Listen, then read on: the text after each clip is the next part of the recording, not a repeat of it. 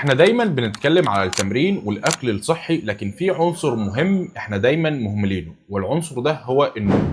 تصدق او لا تصدق، النوم مش مجرد وقت انت بتنامه وخلاص، النوم له تأثير مباشر على شكل جسمك وصحتك وحتى تركيزك. وفي الفيديو ده هشارك معاكم اهم 5 فوائد عن النوم انت ما كنتش تعرفهم، والفايدة رقم 5 هتخليك تغير روتين حياتك بالكامل. ده اللي انتوا هتعرفوه في الحلقة دي. الفايدة رقم 1: النوم وبناء العضلات. خلال النوم العميق جسمك بيفرز هرمون النمو، وهو الجروث هرمون، والجروث هرمون هو المسؤول عن بناء واصلاح الانسجه. يعني كل مجهودك في الجيم هيضيع لو نومك مش كويس. يعني تخيل انك بتبني عضلاتك طول اليوم وبتيجي بالليل بتهدم عضلاتك بنومك القليل. الفايده رقم 2: النوم وحرق الدهون.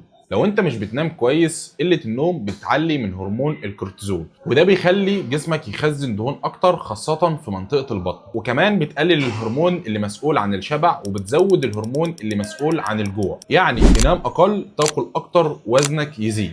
الفايده رقم 3: النوم وعلاقته بالمناعه. جسمك بيستغل النوم علشان يقوي جهاز المناعة. دراسات كتير أثبتت إن الناس اللي بتنام أقل من 6 ساعات عرضة للبرد ضعف الناس اللي بتنام 8 ساعات في اليوم. الفايدة رقم 4: النوم وعلاقته بالتركيز الذهني. النوم مش بس للجسم لكن كمان لصحة العقل. لما بتنام كويس ذاكرتك بتتحول من قصيرة المدى لطويلة المدى، يعني تفتكر المعلومات بشكل أفضل. عشان كده الطلبة اللي بيسهروا وقت الامتحان دايما بيكونوا ناسيين، والطلبة اللي بيناموا بعد المذاكرة دايما بيكونوا فاكرين المعلومات بشكل أفضل. الفايدة رقم 5: النوم وعلاقته بالصحة النفسية.